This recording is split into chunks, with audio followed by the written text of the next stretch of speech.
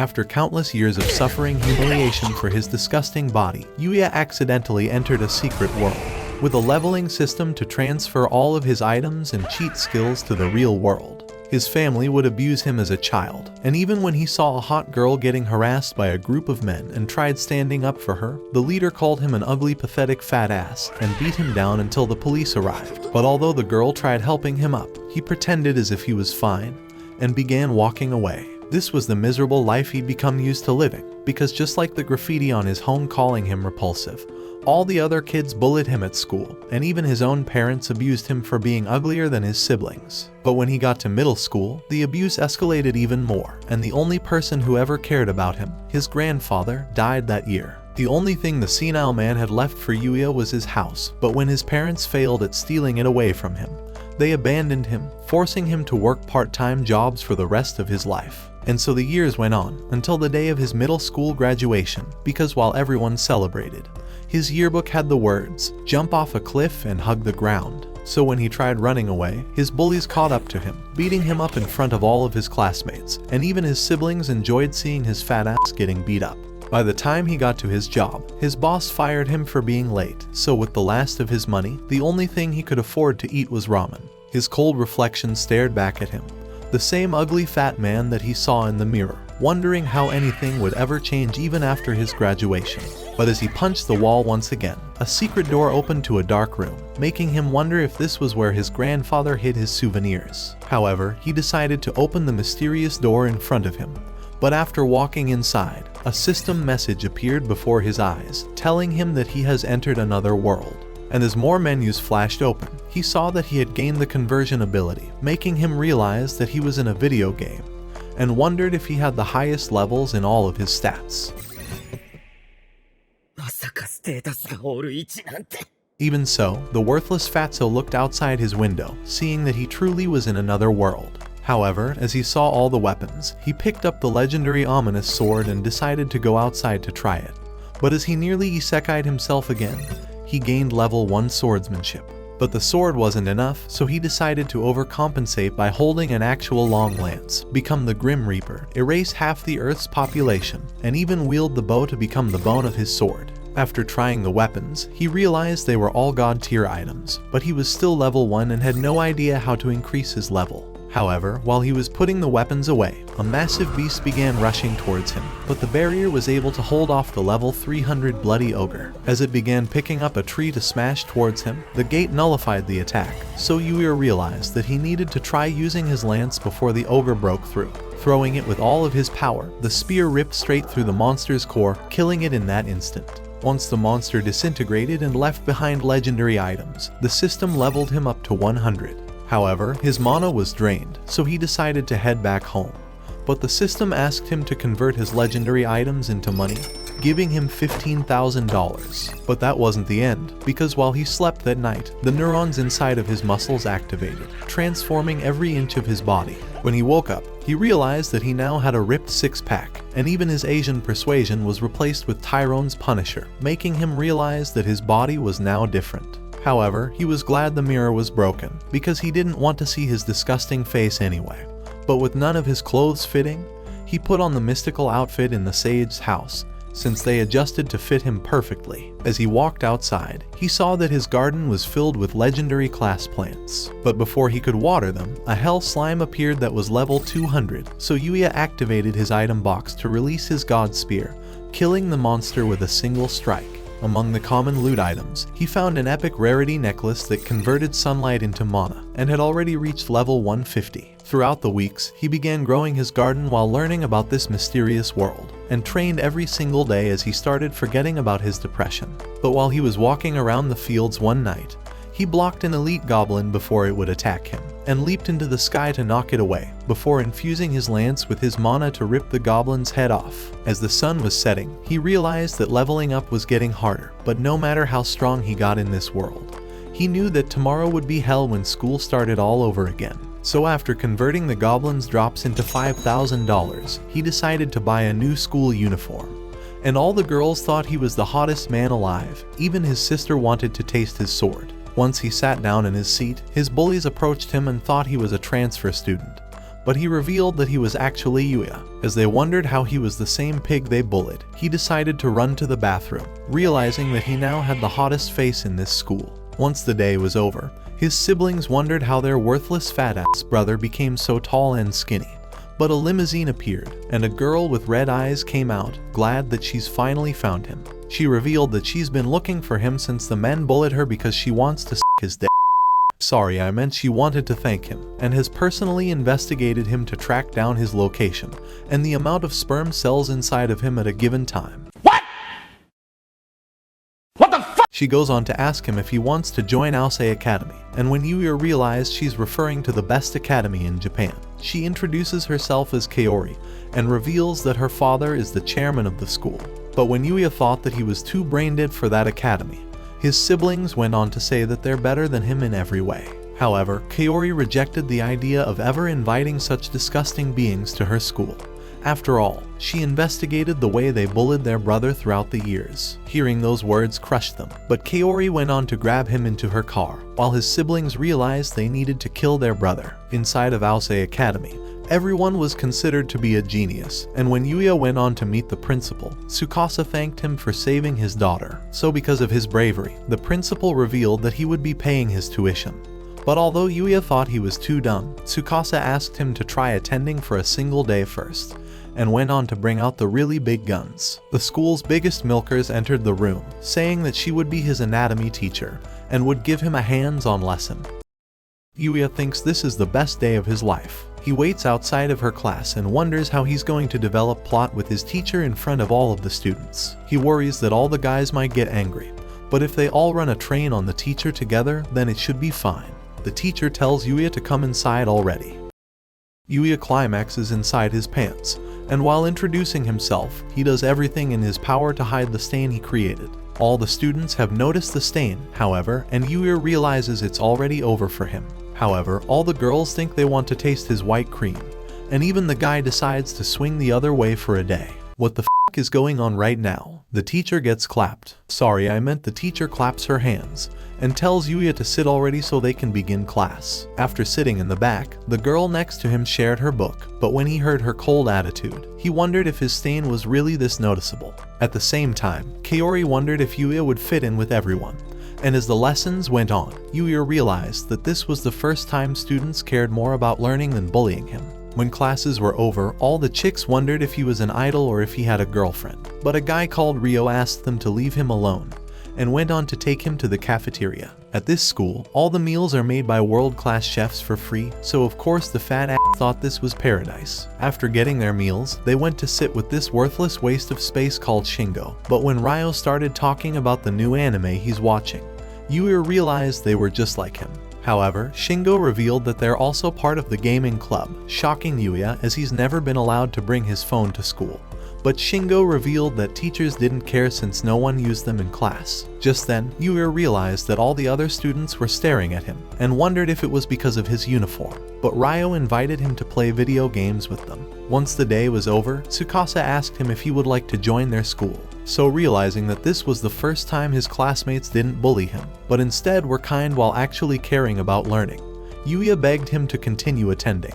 After leaving the room, Kaori was glad that he chose to stay by her side, but asked him if he would like to go out with her. So as they walked around the school shops, Yuya wondered if she came to hang out with her friends here, but she revealed that she never had any friends. Everyone would avoid her because her father was the principal, so Yuya was the first person she's ever went out with. Hearing those words made him nervous, so he tried to ask her to eat some of the ice cream, glad that he's been converting his drops so he could afford it. As she began swallowing his cream, she was happy that she got to spend her night with him, but he realized that eating more would cause him to go back to being an ugly fatso. Just then, he wondered how she knew it was him, even though he was skinnier now, but Kaori said that she could never forget his kind, honest eyes. However, she asked him to call her by her first name, so after he said the word Kaori, she smiled at him and offered him a piece of her ice cream. But after eating her strawberry cream pie, she realized that they just indirectly kissed and got embarrassed, but he offered to give her some of his cream, and all the girls thought they were the cutest couple alive.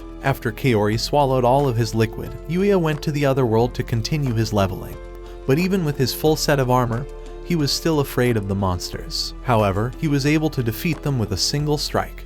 but realized that he hasn't been able to get past level 235 for the last few days. The only way for him to get stronger was to venture outside of his fence, so as he thought of his day at school, he took his first step outside, ready to face his new challenge. However, he heard the sound of people screaming, so he unleashed his spear and began running towards the sound, seeing that tens of soldiers were killed with their bodies on the ground. And in the distance, a massive level 200 ogre general was about to kill a hot girl, so he rushed forward and launched his spear. But although the ogre parried it, Yuya leapt from the sky to crush his face down, ending his life with a single strike. As he tried approaching the girl, she screamed at him to watch out from behind, as a massive goblin struck down and launched him against a tree before he could notice. As his consciousness began fading, he realized that it was faster and stronger than him, but he knew that he was the only guy who could save this girl. So he rushed forward and pole vaulted over the goblin, before summoning his bow to unleash a barrage of arrows. In that instant, he summoned the Omni Sword and began sprinting towards the goblin, slashing it in half before it could react.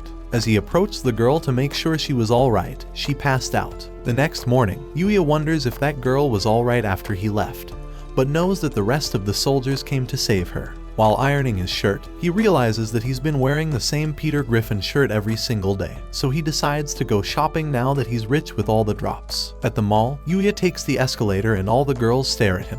He continues walking around and notices everyone eyeing him, so he tries to run to quickly take care of things. On the other side of the mall, a photo shoot manager was screaming because he's been waiting all morning for the boy model, so he decided to look for a random hot boy to be Miu's boyfriend instead. At the store, Yuya's noticed he's never bought clothes in years and thinks it's a lost cause. Two girls approach him and ask him if he could develop plot with them at the same time. Yuya wondered what type of story they were talking about, so they revealed that they wanted him to write a novel on their faces with the ink coming out of his pen. But Yuya apologizes because he's not interested in their religion and wants to remain an anime protagonist. He leaves and wonders if he treated them right, but both of them have already climaxed. As he heads down, the manager sees Yuya and thinks he's found the man of his dreams. He comes behind him and grabs him to start taking photos with the model. Yuya wonders how things ended up this way, and remembers the manager explaining the whole situation to him. He spends his entire afternoon doing the photo shoot with Miu, but being so close next to a girl gives him a hard time in more ways than one. Miu realizes and tells him that she'll take care of him since it's his first time, so she gets on her knees and sorry, I meant she thanked him for saving her, and Yuya finally sees the giant cannons pushing up on him. The manager tells them to change positions, and Yuya realizes that Miu is amazing. She's the same age as him, but she's been working so hard so he knows that he can't be a burden on her. Miu comes closer to him and grabs him, giving Yuya a really hard time. She hugs onto Yuya and engages her laser blasters at full throttle, making Yuya climax for the 40th time today. This poor dude's going to have a heart attack. Meanwhile, in the other world, the girl wonders who the man who saved her was, and becomes determined to uncover his identity. She tells the guards that she's going into the forest to find the person who saved her. Back at the mall, everyone is watching Yuya as he does the modeling, and as they keep talking, the manager takes photos to capture a realistic version of a couple. However, a man comes from the crowd, and all the girls recognize him instantly. His name is Shu, and everyone thinks he's the hottest guy alive. He's the guy who was supposed to do the photo shoot with Miu, and he gets down and tells her to wrap up this silly photo shoot quickly so they could go on a date. Miu tells him to wait, but he bangs against the wall and asks her why she ignored him the other day in public. Yuya tries to step in and tells him to get off Miu. Shu is angered that Yuya is interfering and steps on the plot armor.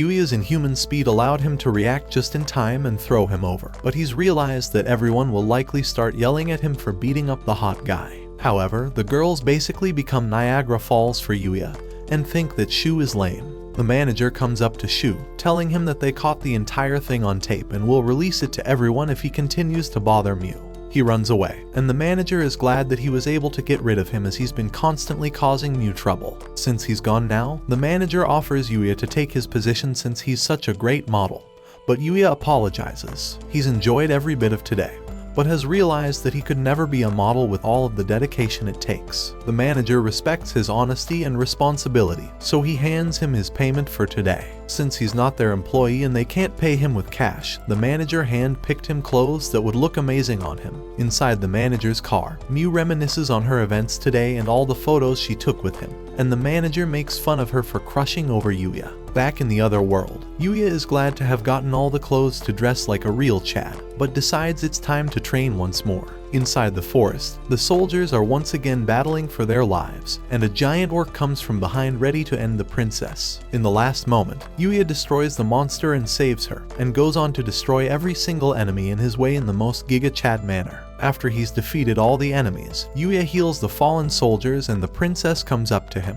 She says that she's traveled all this way because she wants to say something to him.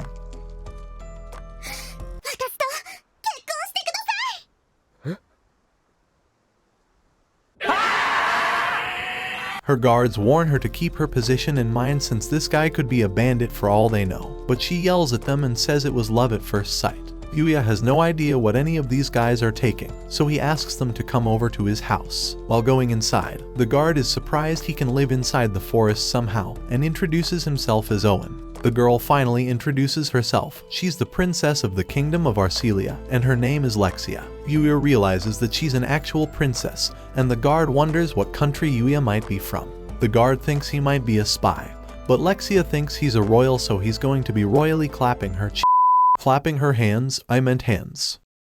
The guard is jealous that he's been defeated, but tells Yuya that they've been looking for him this entire time. Since he rescued Lexia from nearly dying, she hasn't left a single log unturned just to find him, and has been doing everything in her power to feel his rough lot. She begs him to marry her, but Yuya wouldn't want to suddenly marry a girl he's just met. Lexia understands that their love can't be so simple. After all, every romance novel has these challenges. Falling in love right away wouldn't be fun, she determines, so she asks him if he would like to just be friends for now. Yuya remembers all the times he'd wished for a friend, so he looks at her eyes and humbly accepts to be her friend.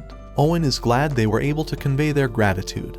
But there is one other matter. While Lexia's carriage was being taken away by the horses, she screamed that she will be waiting until the next time they meet. Before leaving, Owen informed Yuya that the king has invited him to his castle, so they will gladly wait until the day he's ready. Back inside the kingdom, a glass falls and breaks, and a bandit apologizes for not being able to assassinate the princess. The assassins he sent were all devoured by powerful monsters, but his leader wonders how Lexia is still alive if that was the case. The leader commands the bandit to try once more without failure. After he left, the leader took off his mask, swearing to take revenge for the damage Lexia's done to him.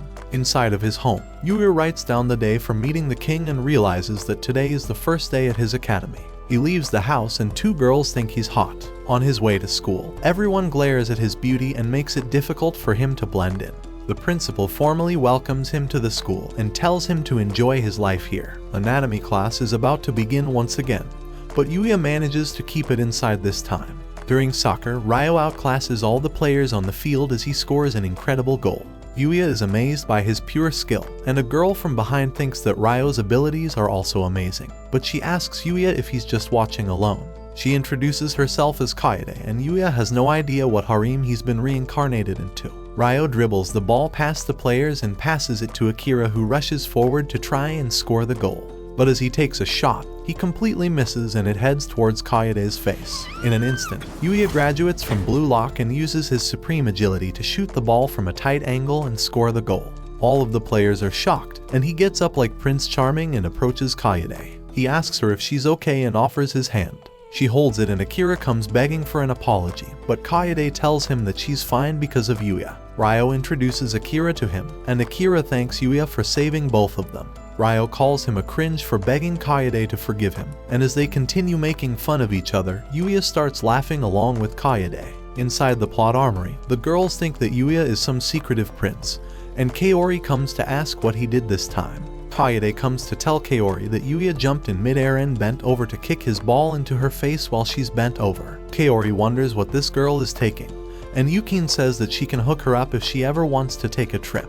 All the girls geek out over how cool Yuya is and wonder if he's got a girlfriend. Kaori and Kaede both scream that he doesn't have one. But after screaming that, Kaori is shocked because she's recognized her feelings for him. During class, Yuya stares outside the window and sees Kaori waving at him, so he waves back. But just then, a group of bikers break through the gate and begin scaring all of the girls. Among them are Yuya's siblings, and they brought all the bikers here so they could mess Kaori up since she looked down on them.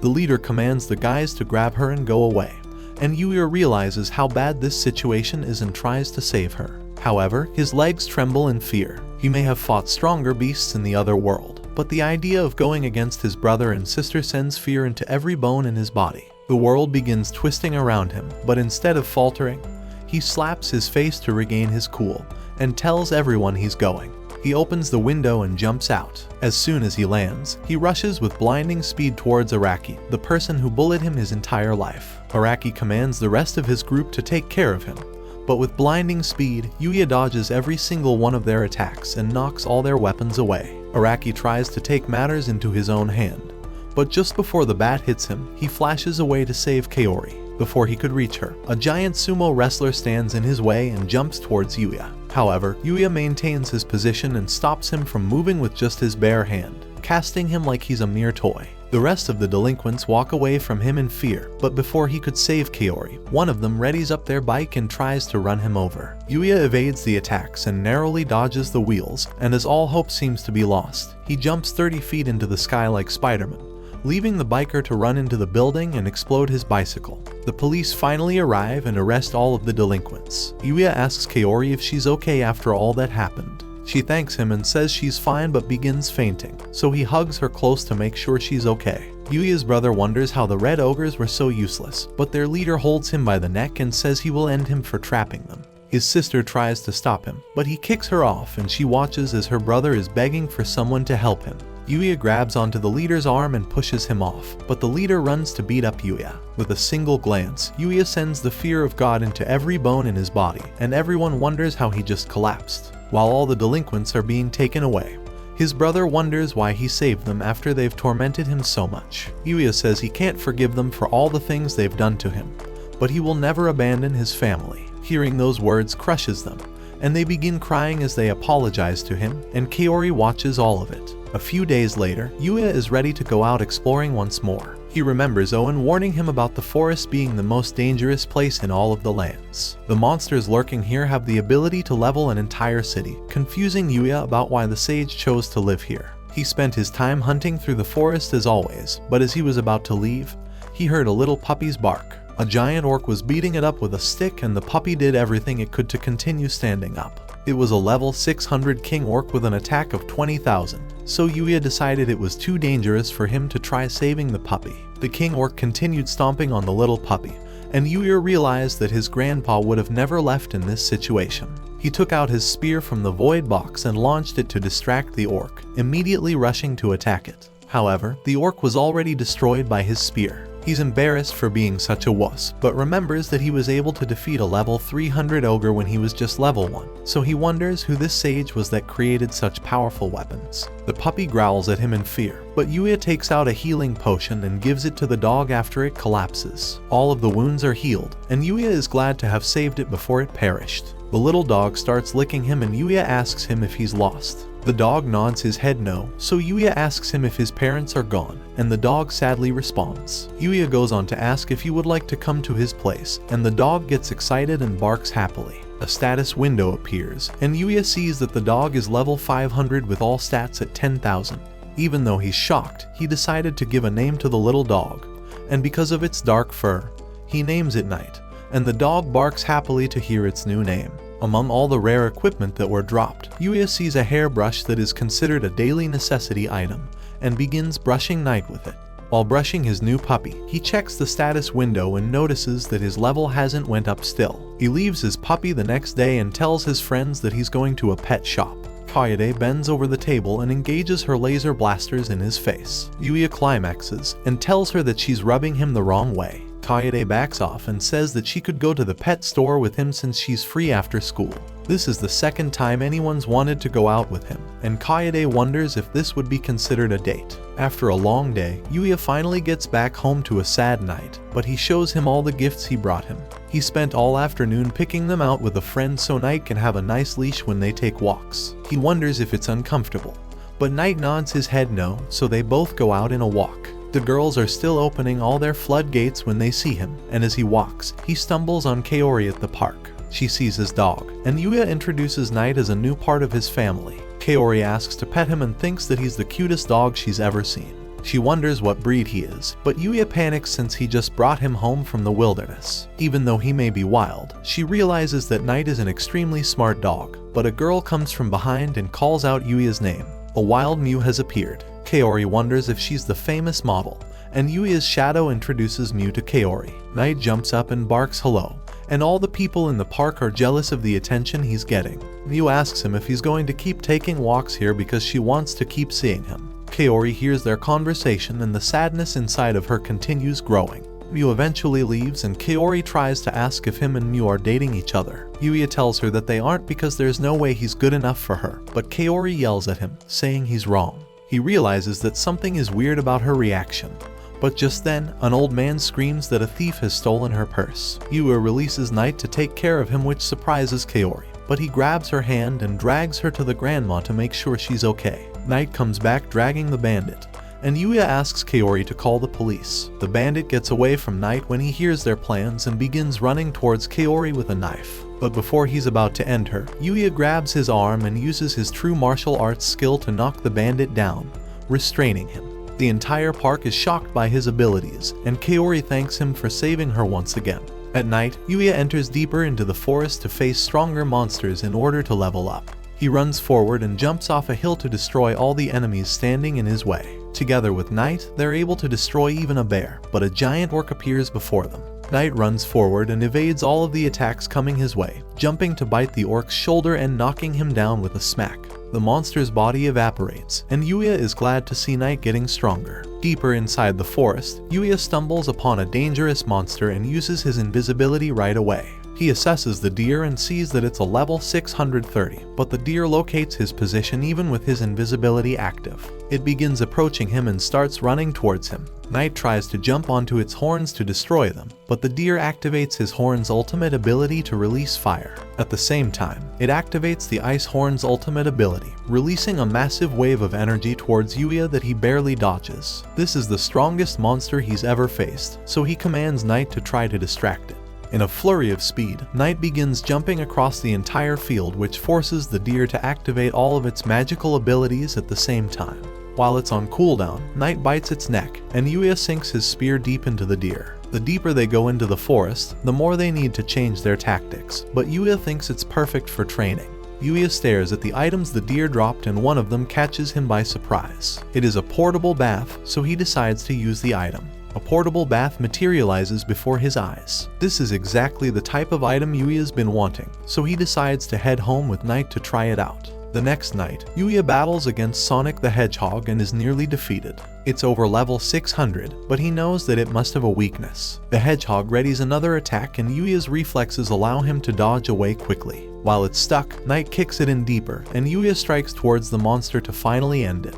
It's been weeks of this training, but he's only went up 5 levels, and Knight has only went up 10 levels. Before they head home, an entrance to the cave opens before their eyes. As they walk deeper into the cave, torches begin to light the way. Knight notices that a corpse is lying deep inside with a notebook next to it, titled The Book of the Sage. Yuya wonders if it's the same person who created his house, and begins reading the sentences that follow. I was able to do everything. Whether it was magic or martial arts, or even cooking, I mastered everything. As a result, I entered the realm of gods while I was still alive, and they invited me to join them, but I declined. The strength you possess now is more powerful than you can ever imagine, but people will come to one day hate you like they hated me. Yuya kept reading the sad story of the sage and wondered how he could avoid that loneliness, so the sage's voice responded in his head, telling him to build deep relationships with people he can trust. And the book said it will grant him knowledge of one thing he wished to know. Yuya said he would like to know magic, and before his eyes, the book began to flash a golden hue, and the sage said it has become filled with everything he needed to know about magic.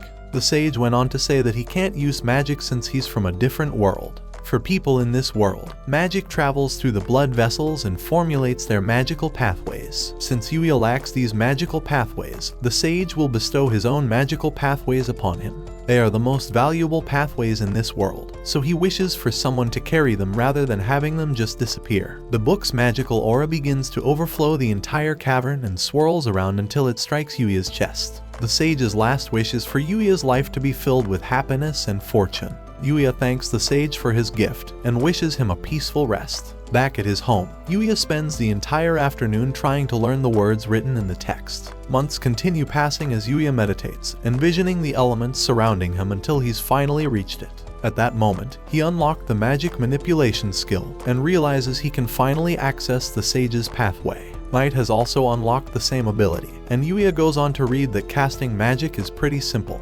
He just needs to use his imagination. Inside his backyard, he raises his hand and tries to cast a water ball. A small sphere appeared before him, and Knight was able to successfully cast the spell as well. He wanted to discover how powerful his magic truly was, so they launched their water balls towards the trees. Before they knew it, all the trees in the surrounding area collapsed. Inside the king's castle, the king asks the soldier if they were able to locate the boy who saved his daughter. The soldier is glad that they were able to find him, but wishes for the king to be lenient on his daughter who proposed marrying the strange man. The king wonders what he just said, but the soldier tries to say that he didn't say anything. The king gets his sword and destroys the entire palace, wondering how a person could try to steal his darling daughter away. At school the next day, Yuya continues pondering about the words written inside the sage's book, telling him to be careful of using magic in the other world. Today, the teacher informs everyone that they will be studying off campus next week, and the teacher goes on to announce the teams. Kaede is glad that she was able to join Yuya's team, and Akira comes up and bestows his noble elegance upon them. However, harem member number 4 enters the chat and introduces herself as Rin. Yuya tries to nervously introduce himself, but she thinks it's no wonder everyone's infatuated with him, unlike the weirdo over there. Kaede is excited for the time they're going to spend together, but Yuya doesn't have any of the necessary equipment to travel around. Kaede suggests that they all go shopping together. They head to the mall, and Kaori thanks them for inviting her along. Shingo thinks today will be a long day in more ways than one, and Ryo is shocked that Yuya managed to become friends with Kaori. They head inside to the mall and Kaori suggests a backpack for them to take out. Ryo and Shingo wish they were that bag because no girls ever picked them before. Damn! After a nice long day of shopping, the guys want to go to an arcade, and Shingo is an idle simp, so Yuya does his best to try and get his friend the prize. He's never played one of these crane scams, but his heightened perception level from all his training allows him to spot the perfect angle, and with a single try, he is able to win the reward and impress all of his friends. Kaede drags him to get a cat for her, so he spends the rest of the day getting all of his friends the gifts they've always wanted. This is the first time he's ever done something that made others happy, and Kaori thanks him for being amazing like always. A few hours later, Ryo suggests they go have some tea, but the girls decide they will split up and go to the 13th floor to shop for some girl clothes. While they're shopping, a wire that's been chewed begins to spark. Ryo and the rest of the guys enjoy their drink.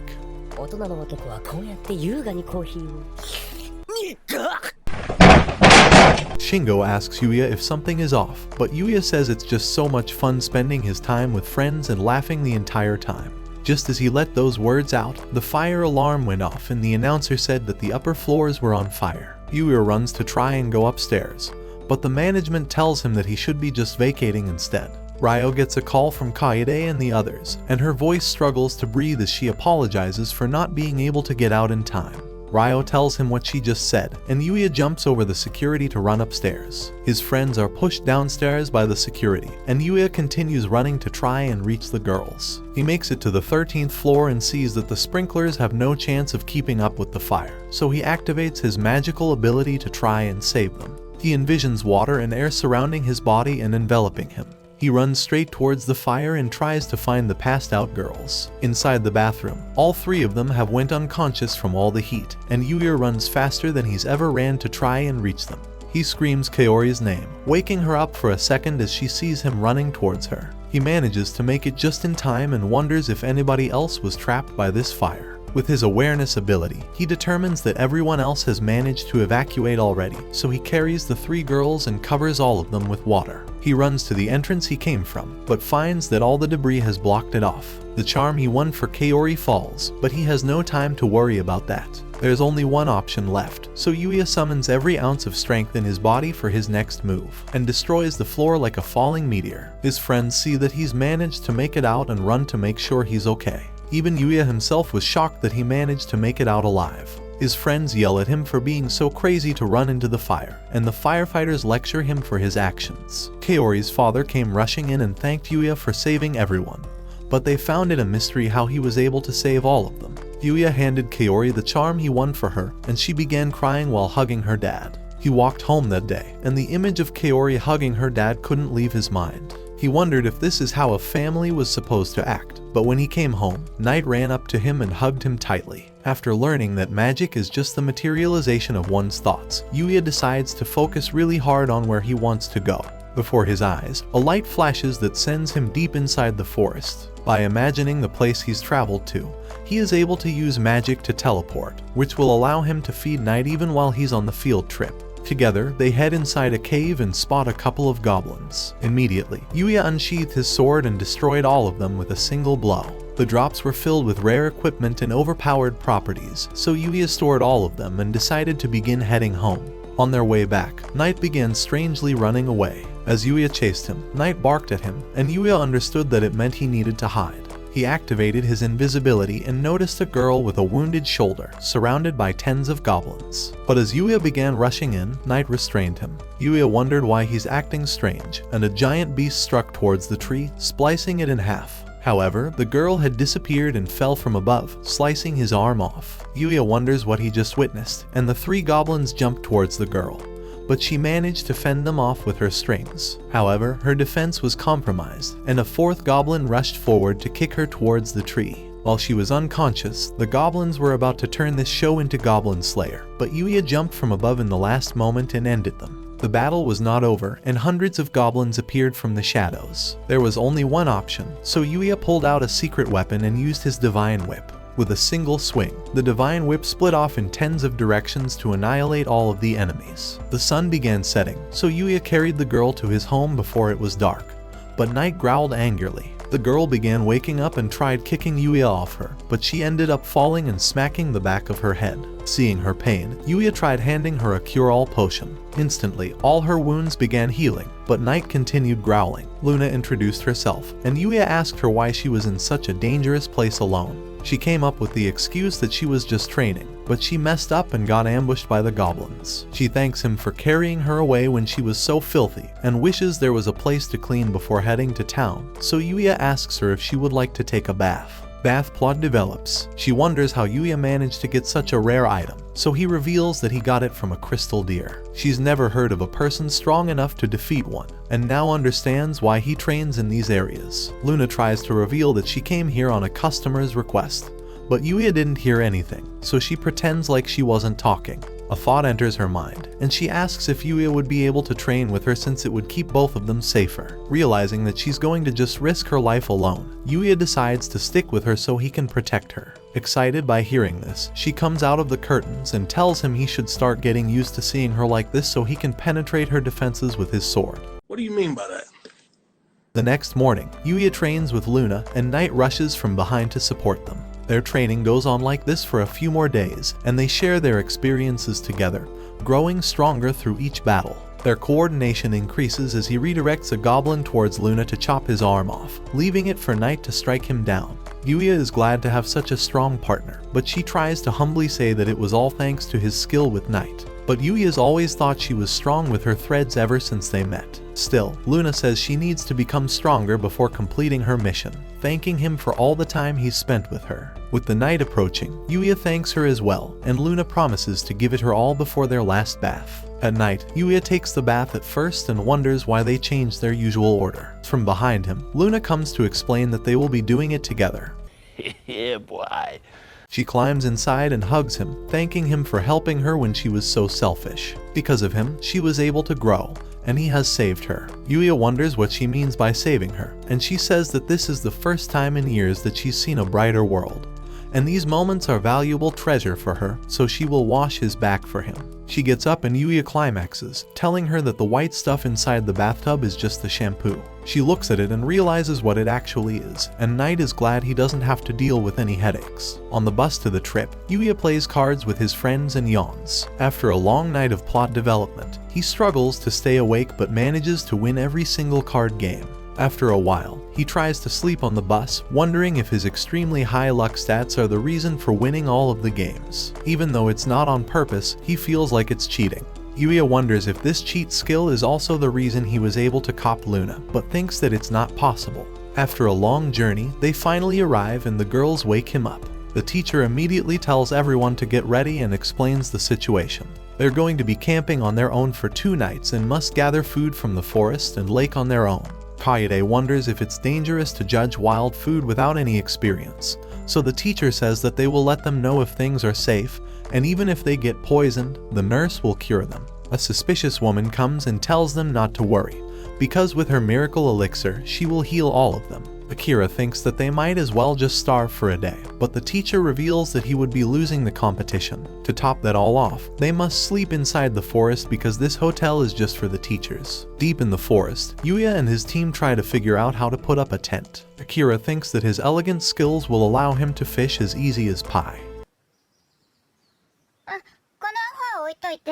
You're a victim. She tells Yuya and Kaede to go fishing, and Akira is depressed that everyone treats him like trash, but they've already left the side character behind. At the river, all the students have gathered to fish. Kaede wonders what they could do with everyone taking all the fish, but Yuya thinks he has a better idea. He heads to a desolate spot and Kaede sees all the fish, but wonders how they're going to be fishing in shallow waters. Yuya picks up his pants and looks at the fish, remembering the things Luna taught him. Since monsters are living things, they will be afraid of humans, making their movements predictable. Yuya uses this to his advantage, reading the movements of the fish and striking towards the water, catching it with his bare hands. After a while of fishing and showing off, all of the guys wonder how many hours he's spent playing Valorant to get these reflexes. Before he knew it, the entire bucket was filled with fish, and he wishes he could thank Luna for teaching him this. Back in the other world, inside a shop filled with dolls, Luna casts her string to rip all of their skulls off. She wonders if the sharpness of her strings have increased because of training with him.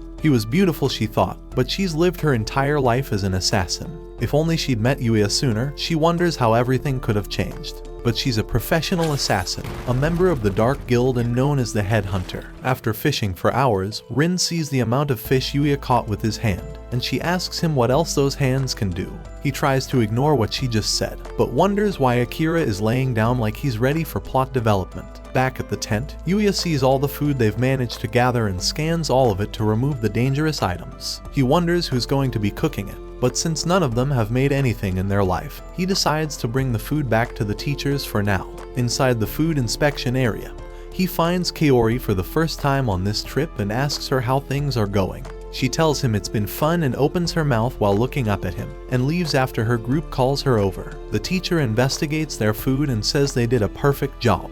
It's the first time any team's ever gathered this much food, and for all of it to be edible, she thinks her bonus will definitely be increased. However, she tells them not to relax yet, because one of them needs to cook the food, so when she asks them who that person will be, all of them point to Yuya. She begs him to do his best because everything's riding on him, and if he manages to get her the bonus, she'll be riding him too. In the camp's kitchen, Yuya gracefully cuts all of the food up and fries the fish, creating a delicious dinner for all of them. But after they all ate his food, none of them responded. The teacher notices Yuya's food after drinking PG grape juice and asks him for a taste. She takes a bite but freezes in time, and Yuya wonders if his food paralyzed all of them. However, they scream that his food is incredible. It's the best food they've ever eaten in their life, and the teacher thinks that he's managed to cook foods better than the 5-star chefs at the hotel. Hearing all those kind words makes Yuya happy. Throughout all this time, he'd been eating all of his meals alone, but seeing that his food brings joy to people makes him happy. After eating all the food, the teacher asks him if he would like to marry her. Everyone wonders what the f she just said, but she goes on to say that she's a slob who can't even cook or do laundry. And because of her work, she hasn't had a single relationship her entire life, so even though her bonus and job is on the line, she's willing to give up everything so she can marry him. All the students think the grape juice is destroying her mind, but she clings onto him and the girls tell Sawada that she's too ugly for him. Kaede tries to tell her that Yuya is the most useless, ugly, fat, disgusting loser on the planet. Emotional damage! Still, Ms. Sawada doesn't care, saying she'll wait however long it takes. But everyone tells her that a useless person like her shouldn't be ruining Yuya's future. Their words start making her tear up, and Yuya tries to talk her out of it, but she jumps up and hugs him to her plot. Kaede tries using her plot to drag him away, and all the guys wish they were the ones experiencing this intense plot battle. Even Akira wishes he could have some teacher plot. But poor Yuya passes out from suffocating in the heavenly pillows. They pull him out, and Rin asks him if he saw paradise, but Yuya saw and felt more than that. He felt the Sanzu River gushing underneath. Back at home, Knight stares at the sky when Yuya's teleportation circle appears. He jumps to hug Yuya and is excited to be reunited with him. Yuya gives him some of the food he's been storing away, and is glad to see Knight eating it. Seeing people enjoy his cooking has made him realize how happy it makes him, and tells Knight goodbye since their bath time is about to start. In the changing room, every single guy realizes they're growing, and Yuya wonders why they're all staring at him, struggling to breathe. Akira says that his body is outrageous and is giving him all kinds of mixed emotions. Not only does he have a hot face, but he's more ripped than Giga Chad, so he wonders how he's ever supposed to compete. Meanwhile, in the girls' changing room, Kaede's plot has taken 75% of the show's budget, and Rin starts playing with them to spend the other 25%.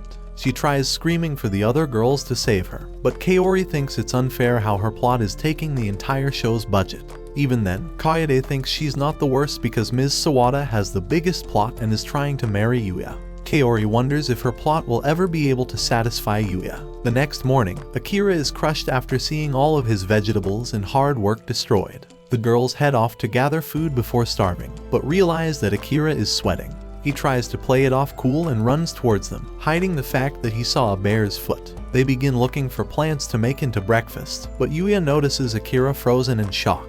The tree before him is filled with bear claws, and all of the other trees seem to have been mauled down. As soon as he's realized what it could be, a giant figure appears before the girls and begins chasing them all away. The giant bear enters the camp and destroys every single one of the tents. Ms. Sawada tries to help them take cover behind one of the lunch tables, which stops the bear temporarily. They begin running towards the shelter, but as they ran, Ms. Sawada tripped and fell. The bear approached her and was ready to strike her down, but before it could reach her face, Yuya held off the bear's arm, using his professional UFC moves to wrestle the bear like a Russian. He picked the bear up and suplexed it onto the ground, shocking every one of the students. Yuya asked her if she's alright, and she tells him that she's okay. Normally, she'd be lecturing him about fighting a bear, but since he protected her, she won't punish him, and instead offers her body as a reward.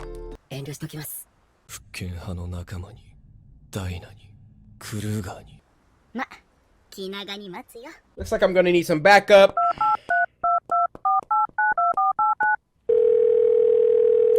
FBI?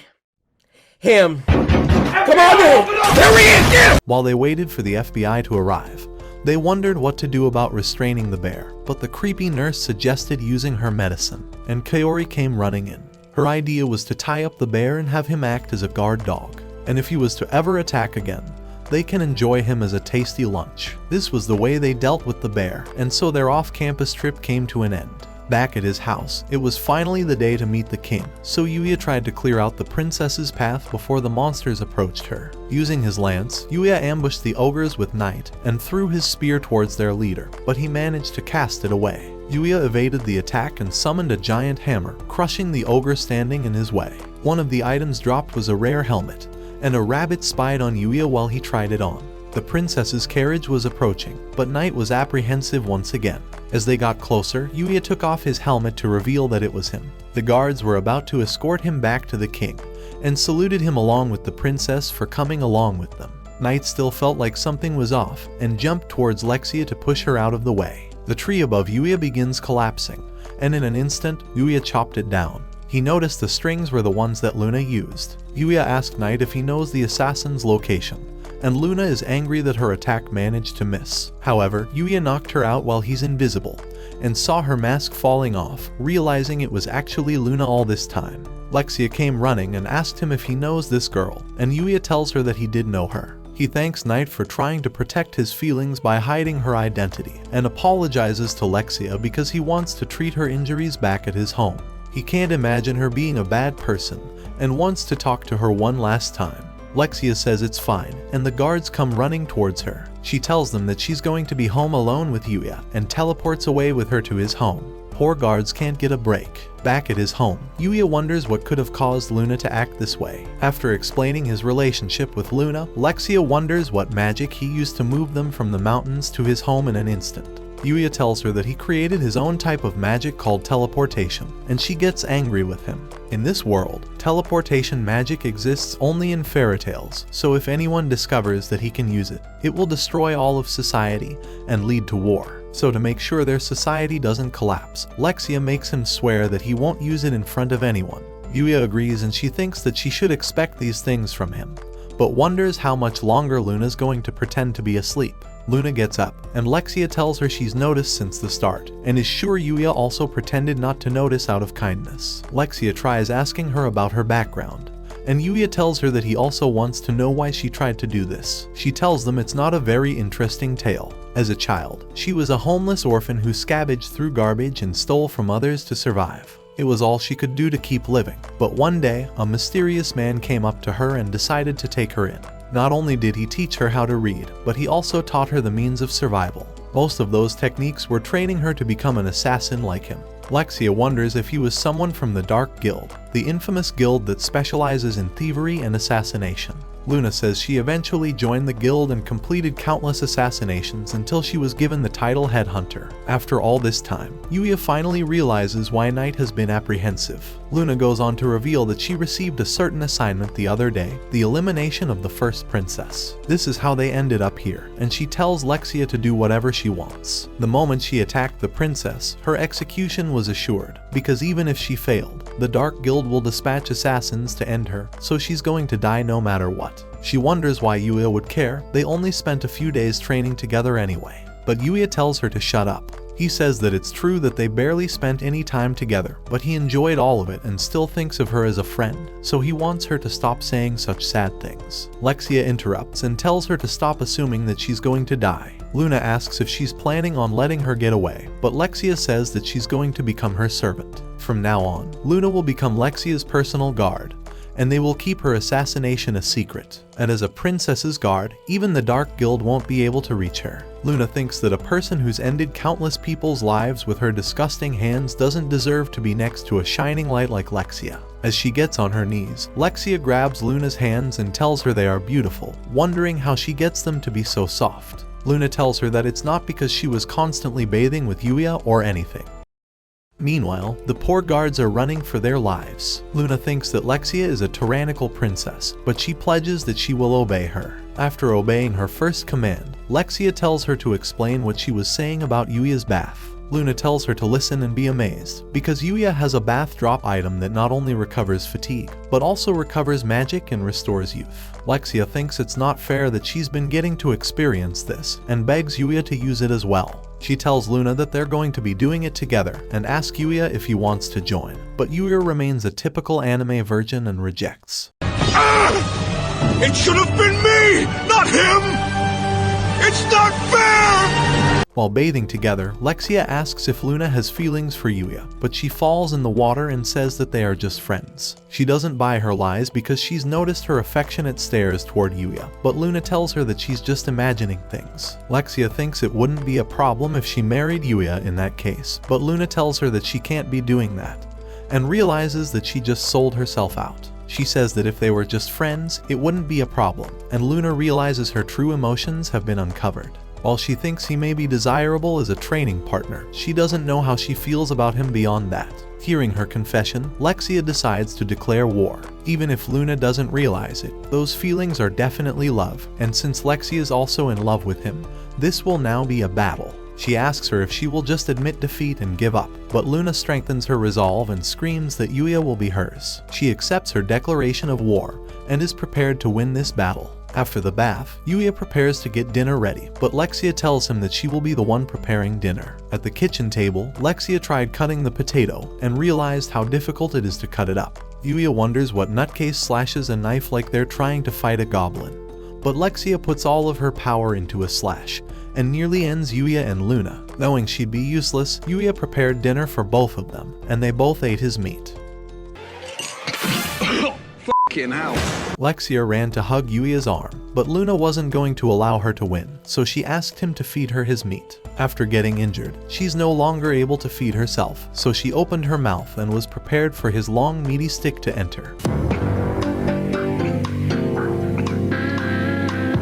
Yuya fed her his meat, and Luna smirked at Lexia because her head game was better. Lexia begs Yuya to feed her as well, so she opens her mouth wide for his meat and tastes the white sticky sour cream. He thinks he's had enough, but the girls tell him that he's going to be tasting his own meat now. Hey yo, what the fuck? At night, they sleep together and Yuya stays up, thinking that today was very exhausting. In the morning, Yuya brings the girls to the guards and apologizes that they were separated. Owen wonders who the girl behind him is, and Lexia reveals that she's Luna, the girl who tried assassinating her. Luna realizes this bitch only thinks about Yuya's meat, and all the guards point their swords at her. Lexia commands them to stop, saying that if she really wanted to assassinate her, she would be able to take all of them down. Luna thinks this bitch really only does think of Yuya's meat. Owen is still suspicious of her, thinking that she's doing all of this to assassinate Lexia. But Lexia says that Luna could have just assassinated her last night while they slept together. Owen wonders if his ears heard that right, and Lexia goes on to tell him that they slept together with Yuya. After hearing that, Owen's given up with this bullshit job at this point, and decides that they'll just be careful around Luna. But Yuya has another thing he wants to add. With his school starting again tomorrow, he tells Owen that he won't be able to make it to the palace, and Owen starts hysterically laughing because he's about to have a heart attack. The guard tells him that he can make it to the capital whenever is convenient for him on this path. Luna bids him goodbye, and Lexia tells him that she's going to see him in her bedroom next time. But upon hearing that, Luna got off the horse and ran towards Yuya, kissing him on the cheek. This is her way of thanking him, and tells him that this is her declaration of war. Lexia begs Owen to stop the carriage, but the poor man's gone hysterical after dealing with all her bullshit. The following morning, Yuya discovers a peaceful pond next to his house and wonders why Luna kissed him. However, he decides to ignore it because he wants to have some bath plot development with Night. As they bathed together, Inosuke's cousin decided to join them, and the system tamed him right away. He appraises the stats of the little boar, and notices that it's level 490. And possesses the Holy Ground special skill. Wondering what it does, he asks the animal to activate it, and a magical dome begins appearing around them. Yuya's whole body feels lighter, and he thinks that he's pretty amazing. He picks him up and decides to give him a name. Since his skin looks like the color of a sunrise, he decides to name him Akatsuki, or Japanese for dawn. He notices that Night's disappeared, and Night comes back with a watch letting him know that he's about to be late for school. When the bells rang, Yuya had barely managed to make it to class, and the teacher introduces today's new competition. They will be competing with balls, and the results will affect her bonus, so she begs them to fight like their life depended on it. The first game they will be playing is soccer, and Yuya takes his position as keeper. The teacher begins the match, and Ryo manages to get past the opponents with ease and score a goal right off the bat. Rin wonders how she could help them advance their lead, so she asks Kaede to start jumping a little. With a few hops, all the men have been distracted, and Rin decides to come in for round 2 of plot development. In what school does this type of shit happen? Just asking for a friend. Why the f you lying? Why you always lying? Oh my god. Everyone's been distracted, but Akira only cares about Yuya's plot, so he runs off with the ball, and Rin realizes her plans backfired. He rushes forward and shoots a curve ball, but Yuya's graduated from off-brand Blue Lock, so he saves the shot at such speed that everyone thinks he teleported. Ryo tells him to throw the ball as far and as hard as he can, so Yuya prepares all of his power and sends a strike straight into the enemy's net. He wonders if that counts as a point, but all the people are shocked that this is what he's really worried about. With the ball tournament approaching, a limousine was waiting for Yuya after school, and a man handed him an invitation to join the entertainment industry. The Chad rejects, and the woman is shocked that a teenager would really reject the offer to join the entertainment industry. But Yuya humbly says that he's enjoying his high school life more than anything right now, and thanks them for the offer. Yu walks out of the car, and his friends are shocked he knows the hottest model. The assistant shows them this month's magazine, and they see Yuya sitting next to Mew, wondering when he ever did this. The manager tells her to hurry up and suck him off. A flyer comes flying by. I guess that's why they're called flyers, and the manager lays her eyes on it. She grabs one and sees the ball sports competition, thinking she has a great idea. If she could infiltrate the super prestigious academy and catch Yuya playing with balls, Pause. she will create the next bestseller. And with this, they will be able to take all the photos of him without his consent. Before leaving, Mew flashes her her glasses. I meant her glasses. Deep inside the forest, Knight casts his waterfall spell, and Yuya launches to slash down at the skeleton. The skull prepares one final attack, but Yuya ends the battle with his sword. Even with all this training, he still feels like his fluidity in switching between physical and magical attacks is lackluster. He wonders if he'll ever be able to get stronger, and thinks he'll try heading deeper into the forest for tonight. As they walk together, Yuya noticed the hard black logs, or as we call them, BBCs. He tells his companions to be careful, but wonders when Akatsuki ever got so big. After seeing the real Akatsuki, the giant boar crushes Yuya's core and sends him launching towards the tree. He yells at his companions to stay back, and sees that it's a level 10 mithril boar. He tries reaching for a healing potion, but the boar continues assaulting him without a chance for him to heal his wounds. It charges one final time, but a voice from the dark says that it will help Yuya, and a flash of light kicks the boar away. The source of that strength was a white rabbit, and it tells the boar to disappear before unleashing a magical wave that disperses throughout the entire forest. Yuya notices how all the hard black trees were destroyed, and sees that the rabbit is a level 4 kick rabbit. It tells them to hurry up and show them their kicks, and Akatsuki wants to go first. With all the confidence in the world, it tries to show off its kick, but the rabbit says there's less hope there than you ever finding a girlfriend. Yo, that one there was a violation. Personally, I wouldn't have it. Knight thinks he can do better, and after showing off his kicks, the rabbit thinks there might be some potential there. Finally, Yuya goes on to demonstrate his kick, and the rabbit smiles, thinking there's some talent there. However, it goes on to show him what a proper kick looks like, and sends a ripple of wind that penetrates 4 hard black trees. He tells Yuya to start practicing this new move all night, and after hours of training, he finally takes down a tree with just the wind of his kick. Now that he's finally made some progress, the bunny jumps towards him and begins sparring. As days passed, they continued sparring, but Yuya wondered why they're doing all this training.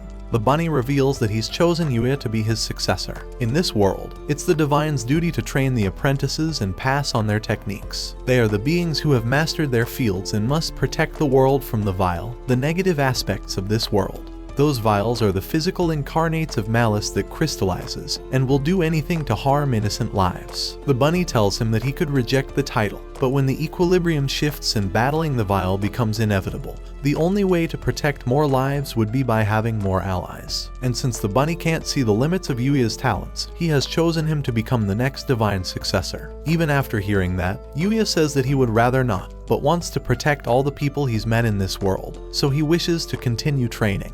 The rabbit was impressed with his determination and agreed to continue training him, but on the condition that he teaches him magic along the way. The barrier that manages to block the strongest creatures of this world from entering is a miracle of magic, so the bunny begs Yuya to train underneath him. Yuya tells him not to bow and looks forward for them teaching each other everything they know. Deep in the forest, Yuya runs for his life from a level 3 king mithril boar. This is his chance for revenge, and he tells Yuya that the vial they're going to be fighting are much stronger than this creature. But even though it was much more powerful, Yuya cast his whip in succession with his spear to crush the boar down.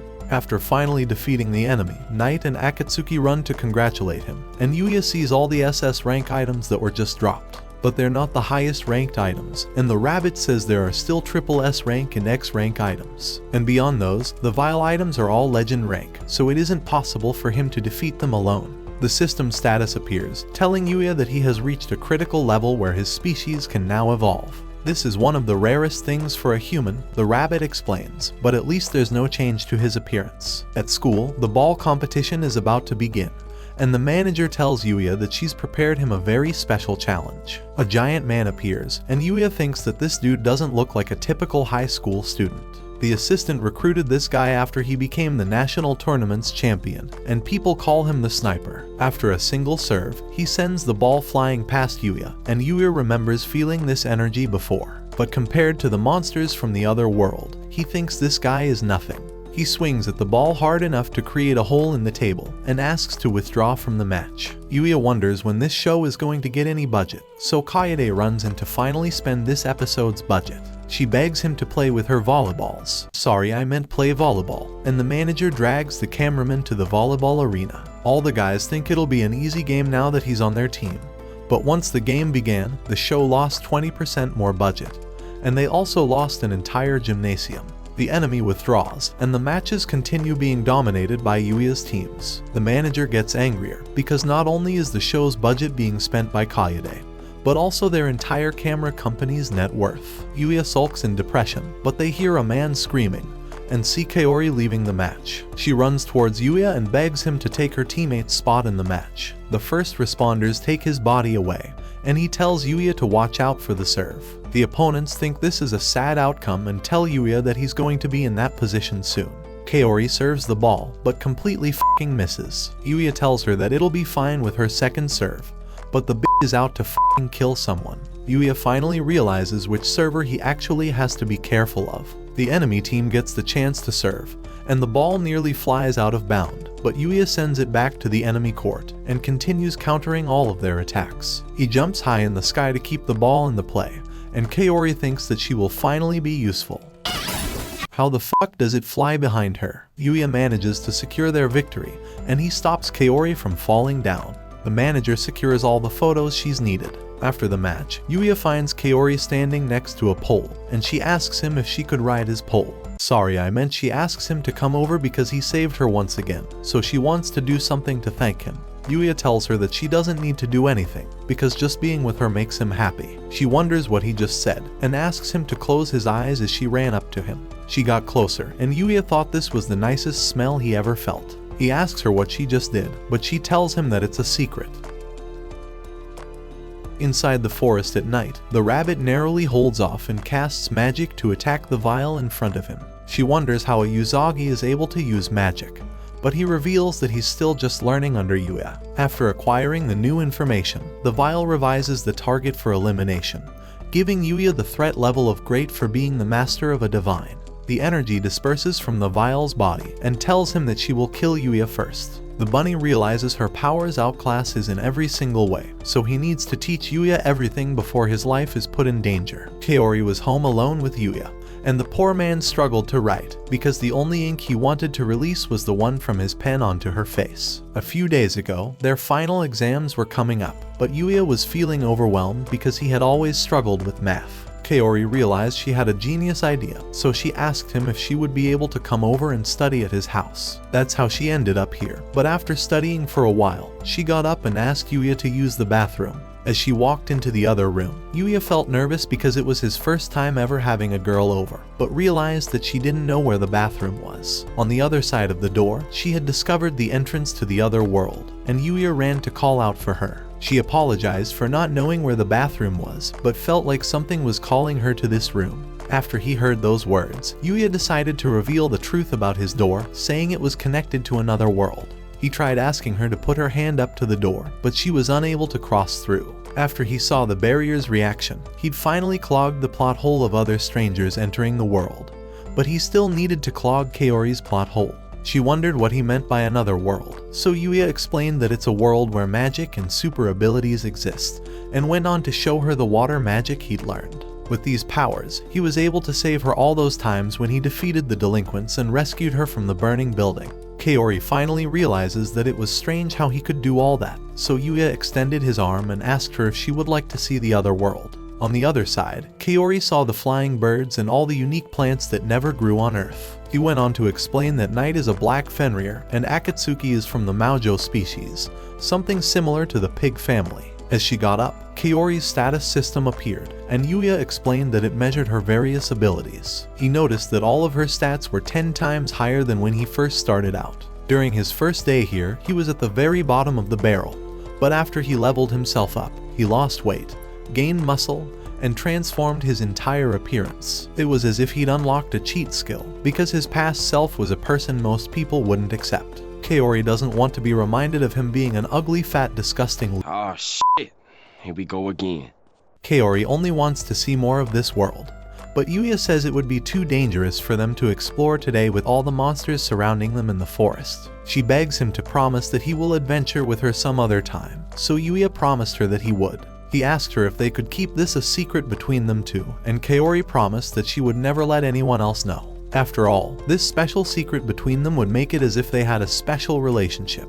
While he walked away, Kaori was glad that she was getting closer to Yuya. Meanwhile, the manager looks at the photos they took of Yuya from the other day, and she thinks he'll become a valuable individual that all the agencies seek. But once they remove all the obstacles from his way, she'll make sure that he's exclusively theirs. At the royal castle, the king is glad to see his daughter, but wants to know why the man in the forest didn't appear today. Owen apologizes because a lot came up, and the king wonders if this new girl had anything to do with the situation.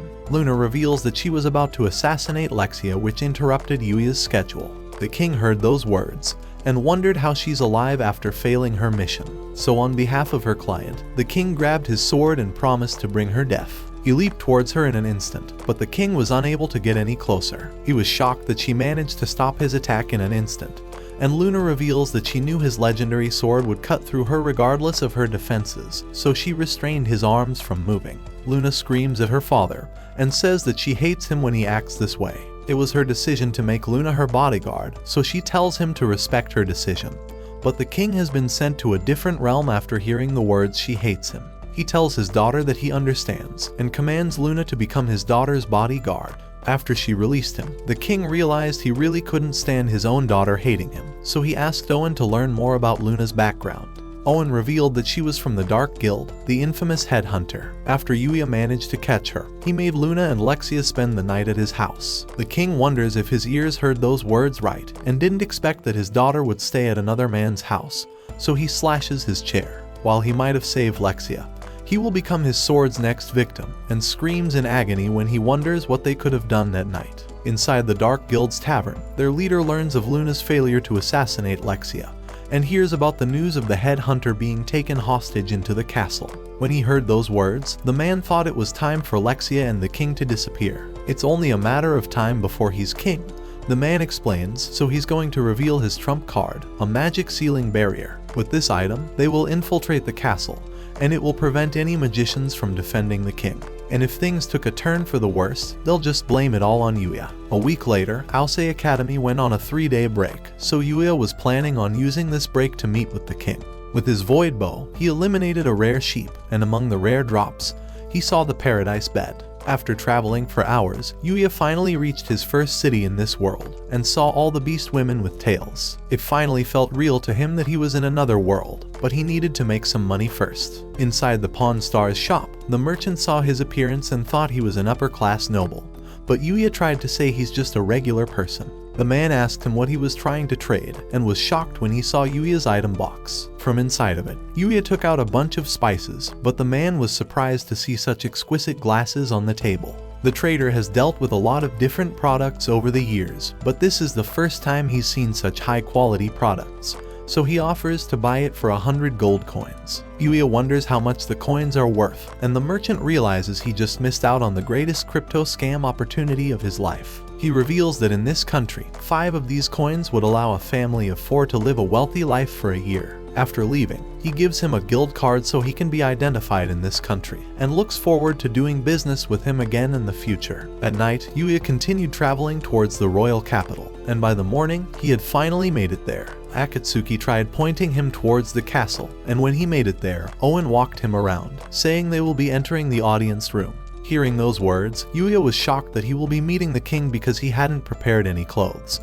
But Owen comforts him by saying it's just an unofficial audience. They enter the room together, and Yuya sees Lexia and Luna standing next to each other. He bows to the king, but the king tells him to raise his head, and asks him if he was the man who saved Lexia. But he doesn't care if he actually saved her, and screams that he will eliminate the bastard who seduced his daughter. Owen tries calming him down, but the king promises to also execute Owen for his insubordination. After they continue screaming at each other, the king introduces himself as Arnold, so Yuya tries introducing himself back.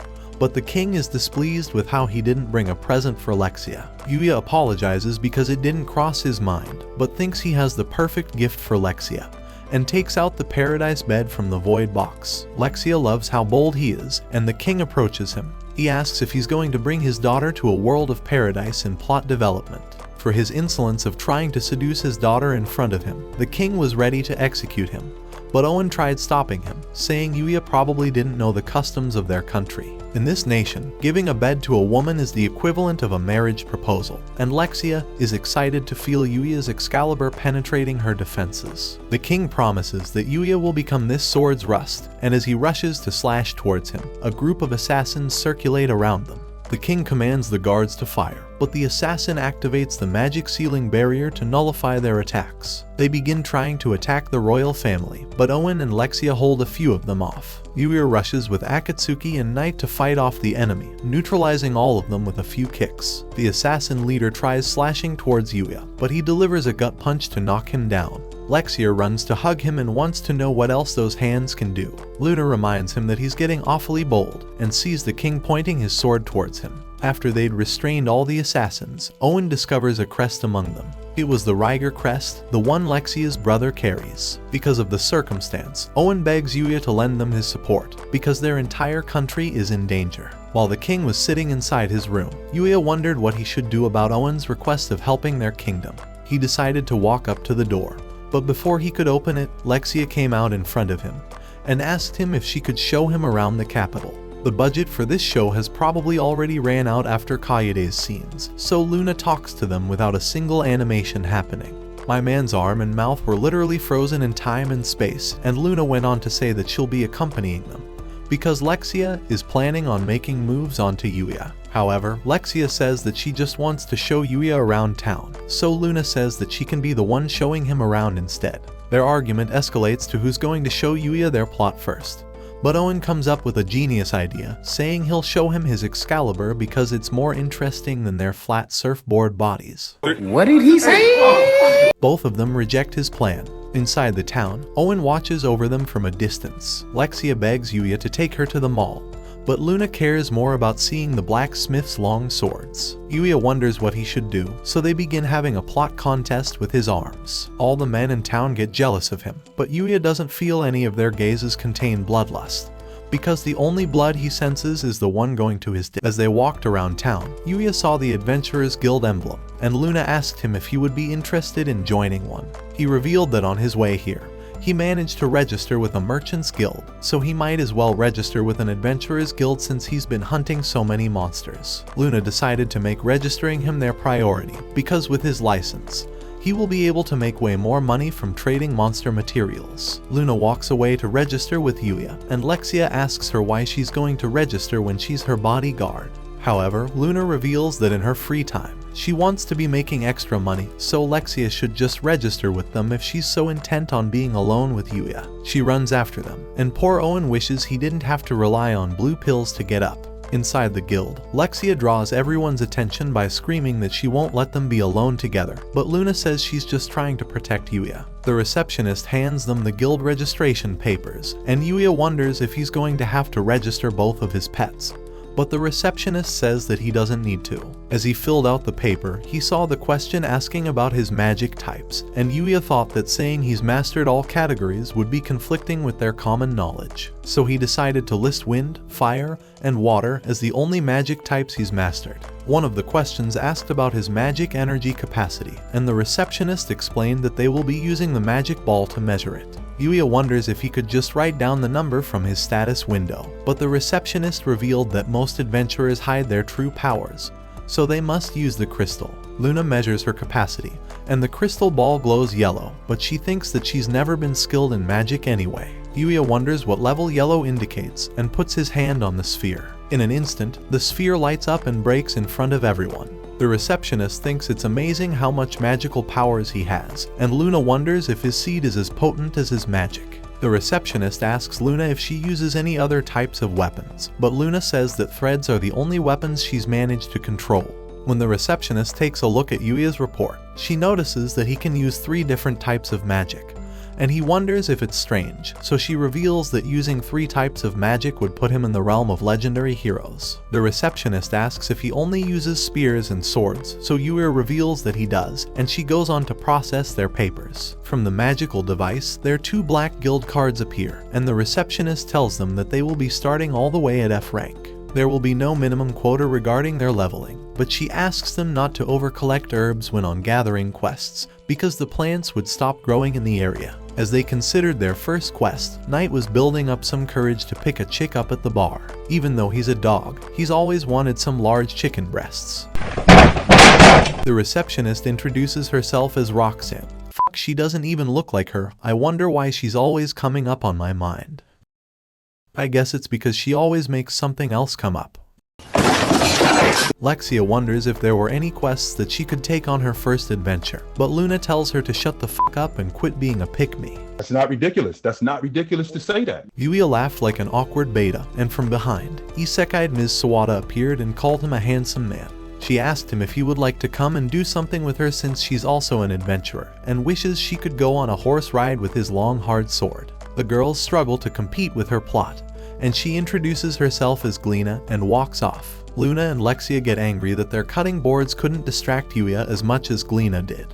And Owen thinks that if Glina rubbed up on him like that, she would have fixed the sword he hasn't been able to unsheath after turning 40. In the middle of the field, Yuya began collecting healing herbs to complete their quest, and used his overpowered skills to harvest it right. Lexia was enjoying gathering all her herbs, so she challenged Luna to a competition. Whoever gathered the most herbs would develop plot with Yuya, so they ran off the scene, because the show ran out of budget after spending all of it on Glina's plot. As the girls gathered herbs, Yuya wondered where Owen disappeared off to, and saw that he had dropped all of his herbs. He came running back, saying that they have found the prince's location, while the show kept just zooming in on grass. I guess the artists really spent too much time investing in Glina's assets. They began riding the horses away, and Yuya remembered how Owen warned him about the prince. Deep in the woods, they arrived at an isolated cabin, and as soon as they tried entering the door, a knife was thrown directly at one of the guards. As soon as he saw that, Yuya ran in, seeing the prince was holding a knife up to one of the soldiers. Immediately, Yuya called Knight to bite his arm off, freeing the soldier from his grasp. He saw the mask the man was wearing, and tried letting the rest of the soldiers run. The reinforcements cornered him, but he began crazily running around and destroying all the furniture in his house, swearing that he would become the second person in all of anime to get isekai'd by a knife. This was his master plan, because Truck-kun would finally have a contender, and that it would start a whole new trend of isekai victims. However, Yuya teleported and destroyed all of his dreams. The man began trying to slash towards him, but Yuya dodged every single one of his strikes, and as Knight distracted him, Yuya flanked him from behind, knocking the prince down with Akatsuki's help. The guards finally surrounded him, and Owen congratulated Akatsuki for tripping him up earlier. As they were ready to take the prince away, a whirlwind exploded the wall, and a girl appeared inside. After analyzing the situation, she said that the prince had failed, and that he was no longer needed. His plan was insufficient, and she went on to say that he was unlucky. The prince wondered why she had given up on her plan of putting him in the throne so she could attain a high position. But she revealed that her real plan was starting as many wars as possible. This entire time, she'd been tricking him and will now dispose of him. As she swung down, Owen tried stabbing her, but an arrow parried her attack. Yuya noticed that the trajectory of the arrow must have come from the outside. But the girl turned and began casting a rain of arrows down onto them. She claimed that she was alone because this attack was all her. As Owen rushed forward, she knew all of his moves, saying she has the ability to predict all of their attacks. Yuya wondered why she's doing this, so the girl revealed that she wants to annihilate all of humanity, and launched all her arrows towards Yuya. In the last moment, Yuya summoned an energy barrier that rendered the arrows useless. Owen said thank you to Yuya, but after hearing Yuya's name, she asked him if he was Yuya. Yuya told her that he was Yuya, and the girl thought she was extremely lucky. But unfortunately, she will have to use the power of Vile against him. But because she'd burnt most of her stamina, there was no other choice, so she decided to retreat for now. Owen wouldn't let her go, but she shot an arrow towards his foot and disappeared. As all the soldiers treated one another, Yuya wondered who this girl was, because he needs her in his harem. At sunset, Kaori ringed Yuya's doorbell, but no one was home, so she walked off. While they were waiting inside the castle, Yuya wondered who that Vile could have been, but Owen came inside to invite Yuya to Riger's hearing. As they walked together, Lexia wondered what was going to happen to her brother. Inside the main room, Riger was struggling to fight off the guards, but they forcefully took his mask off and revealed how scarred his body had become. Even his own father looked away from him, but Riger told Lexia to stop pitying him with that gaze. After all, she was the one who forced him to become this way, because the years of pain from her magic outburst consumed him until he began ripping off his own skin. And through all this time, his own father simply casted him away and isolated him inside a cell. when even his own family treated him like a criminal. The only thing he thought about was annihilating them. Everyone in the entire world began treating him like a disgusting outcast, and wondered if any of them knew how that felt. His words reminded Yuya of the awful past he used to live through, and Riger begged them to execute him already. However, Yuya tried asking if he could use a special item, and pulled out a potion from his item box. After getting closer to Riger, he adjusted his face and poured his liquid all over it. I beg your pardon? His wounds instantly healed, and as he ran to inspect his face, he saw how all of his burns had completely healed. Yuya tried explaining that this is the medicine he created from his cure-all herb, and the entire room was tired of how overpowered he's become. Yuya realized that the description of the herb said it was a legendary undetectable flower, and the king asked him why he would sacrifice such a valuable item on his child. So Yuya revealed that he's growing hundreds of them in his backyard to crash this economy. Even after all of his injuries had been healed, Riger knew his death sentence was inevitable. However, Lexia told her father that she forgives her brother for attempting to assassinate her. After all, she was the victim, so it's as simple as saying she forgives him, just like how she forgave Luna. It was also their fault for neglecting the Dark Guild until now, Lexia said. But the king said that he was also attacked, so Lexia told him to forgive his son already. He tried weaseling out of it, but she tells him that he needs to forgive his son's sins so they can get back to being a normal family, and pressures him until he accepts. Once his sentencing was over, Riger thanked Yuya, and the king wondered what Yuya's reward might be. Lexia wanted to be the reward, and asked him to marry her, but Luna also wanted to become his wife, saying that marrying an ugly like Lexia is a curse instead of a reward. Riger thought he came up with a good idea for rewarding Yuya, so the king decided to offer all of Riger's mansions and land unto Yuya with the title Knight Baron. As he sat and wondered how unoriginal this story was, he decided to fall asleep to save this show some budget. In his dreams, the only thing he kept seeing was his battle against the Vile, but he was instantly crushed under the weight of her arrows. Jumping from the bed, he realized how scary his battle with her was going to be. After a long day at school, the plot teacher bid everyone farewell, and the guys asked him if he wanted to hang out with them after school. But Yuya started running home. On his way, Kaori asked him if she could come over, but Yuya said he was tired of seeing her ugly flatboard-looking ass. You're a victim. As he ran home, he remembered Riger explaining how he met the girl, and how she possessed powers beyond what he could ever imagine. He remembered her telling him that she was the Vile, so as soon as he got home, he began training right away, but wasn't sure if he was ready to fight a Vile. He wondered if his master would have known how to handle the fight, but Yuya decided to train anyway in the meantime. Just then, Night began growling in the air, and Yuya felt a giant magical blow coming his way. He realized that the Vile had already arrived, and asked her to explain why she was so intent on eliminating him. The only thing she desired was revenge, so Yuya promised to defeat her to find out what she meant. After letting those words out, a rain of arrows began pouring down on him, and he was aerially cornered into the path of her bow. Meanwhile, Kaori rung Yuya's doorbell. But after no one answered, she decided to enter because it's not like she wanted to see him naked in his bath or anything like that. Baka. You don't find that suspicious?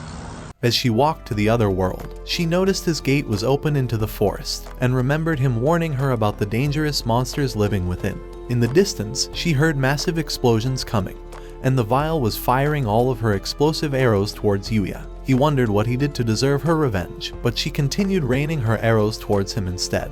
Night attempted to flank her with Yuya, but she dodged both of their attacks and continued raining her arrows towards them. Yuya's armor transformed into a white color, and he kept closing his distance until he kicked her up, and from above, Night smashed her into the ground. She thought they were amazing, so she began begging her master for his strength, and let out an arrow that exploded for hundreds of meters. Yuya was back to running away, but Kaori screamed out his name, and white-haired Kaori noticed her in the distance, but decided to ignore her. Her arrows nearly destroyed Kaori, but curved towards Yuya to catch him off guard. The backlash from the last attack left him with his back facing the Vile, and she launched her comet attack towards him. In that instant, Usagi appeared to deflect the attack away, and apologized for being late. He was busy doing some digging for carrots because he's a bunny, and revealed that her name is Yuri. She was the successor of the Divine Archer, and Yuri promised that she would avenge her master by eliminating everyone in this world. Even though he was a divine who protected humanity for years, humanity were the ones who betrayed and eliminated him.